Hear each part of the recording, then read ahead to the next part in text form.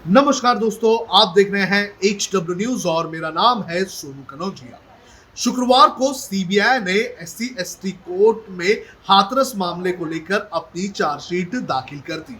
अपनी चार्जशीट में सीबीआई ने ये कहा कि जिन 4 आरोपियों को गिरफ्तार किया गया है, इन चारों आरोपियों ने लड़की के साथ पहले बलात्कार किया और फिर उसे इतना मारा कि उसकी मौत हो गई। और सीबीआई की इस चार्जशीट से ये तो साफ हो चुका है कि लड़की के साथ बलात्कार हुआ है।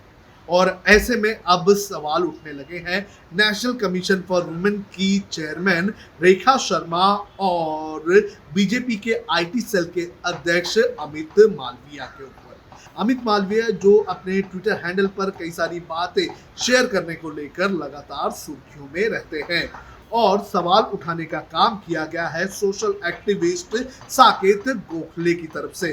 साकेत गोखले ने एक ट्वीट किया है और इस ट्वीट में उन्होंने कहा है कि जब हाथरस का मामला सामने आया था तो उस वक्त अमित मालविया ने अपने ट्विटर पर एक वीडियो शेयर किया था जिससे पीड़िता की आइडेंटिटी जो है वो रिवील हुई थी और कानून के मुताबिक रेप पीड़िता की जो आइडेंटिटी है वो रिवील नहीं की जानी चाहिए। और इसको लेकर साकेत गोखले ने नेशनल कमीशन फॉर वुमेन को जो है खत लिखा था और मांग की थी कि अमित मालवीय के ऊपर मामला चलाया जाए, उन्हें नोटिस इशू की जाए, उनके ऊपर कार्रवाई की जाए। लेकिन उस वक्त रेखा शर्मा जो कि नेशनल कमीशन फॉर वुमेन की चेयरमैन हैं, उन्होंने ये कहा कि जब तक ये नहीं प्रूव हो जाता कि ये रेप है या नहीं, तब तक कार्रवाई नहीं की जा सकती है।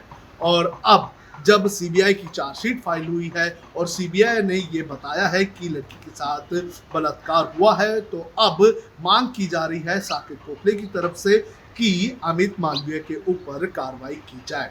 जो ट्वीट साकेत गोखले की तरफ से किया गया है उसके अंदर उन्होंने क्या लिखा है ये मैं आपको पढ़ के सुना देता हूं। उन्होंने अपने ट्वीट में लिखा है कि BJP IT cell head Amit Malviya had tweeted a video disclosing the identity of Hathras victim.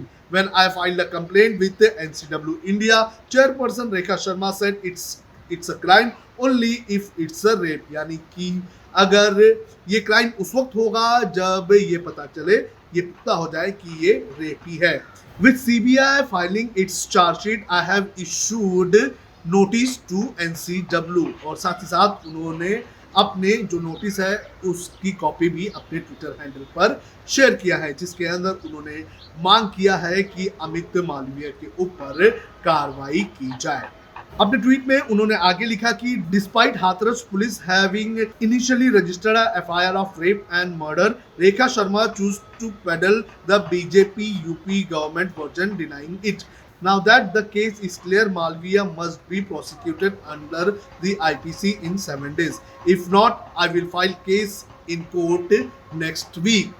तो इसमें कहा गया है कि जब यूपी पुलिस ने, जो हाथरस पुलिस है, उसने रेप का एफआईआर दर्ज किया था तो उसी वक्त कार्रवाई की जानी थी, लेकिन रेखा शर्मा ने कहीं ना कहीं बीजेपी और अमित मालवीय को जो है बचाने की कोशिश की गई। और अब अगर 7 दिन के अंदर कार्रवाई नहीं होती है तो मैं इसके अंदर कोर्ट में केस फाइल करूंगा। तो इस तरह से साकेत गोखले ने लगातार सवाल उठाए हैं अमित मालविया और एनसीडब्ल्यू की चेयरपर्सन रेखा शर्मा को लेकर। आपको बता दें कि रेखा शर्मा पिछले कुछ दिनों से लगातार सुर्खियों में रही हैं।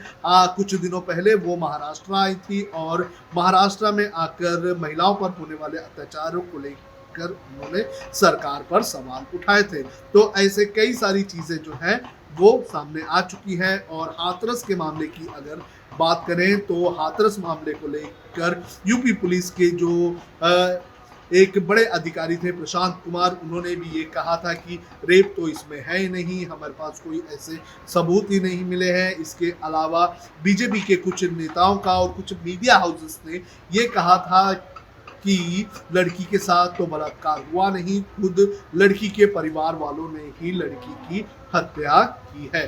तो इस तरह के कई सारे ऊट पटांग बयान बीजेपी के नेताओं की तरफ से, इवन पुलिस की तरफ से और कई सारे मीडिया हाउसेस की तरफ से दिए गए थे। लेकिन शुक्रवार को जिस तरह से चार्जशीट फाइल हुई है और जिस तरह से चार्जशीट में जिक्र किया गया है, इन चारों लोगों ने लड़की के साथ बलात्कार किया और फिर लड़की को इतना मारा कि लड़की की मौत हो गई। तो इससे पता चलता है कि हाथरस मामले को बहकाने और गलत दिशा में लेकर जाने की कोशिश बड़े पैमाने पर की गई थी। खुद पीड़ित परिवार को ही आरोपी बनाने की कोशिश की गई, एक बड़ा एजेंडा जो है वो सेट करने की कोशिश की गई, एक प्रोपोगेंडा जो है वो अपना थोपने की कोशिश की गई थी। लेकिन सीबीआई की इस चार्जशीट ने उन सभी दावों की पोल खोल दी है जो लगातार हाथरस की इस बेटी को बदनाम करने की और इस परिवार को बदनाम करने की कोशिश में की जा रही थी। बहरहाल अब देखना जरूरी है कि साकेत गोखले की इस नोटिस के बाद क्या अमित मालवीय पर एनसीडब्ल्यू कार्रवाई करती है या नहीं।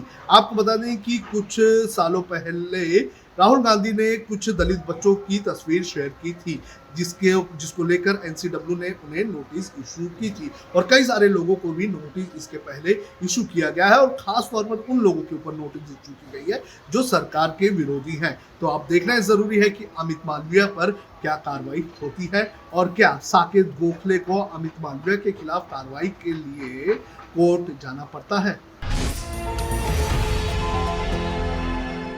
अब खबरें पाइए सबसे पहले हमारे मोबाइल न्यूज एप्लीकेशन पर। एंड्रॉइड या iOS प्लेटफॉर्म पर जाइए, HW न्यूज नेटवर्क को सर्च कीजिए, डाउनलोड कीजिए और अपनी सुविधानुसार भाषा का चयन कीजिए। खबरों की भीड़ में अपने काम की खबर पाते रहिए।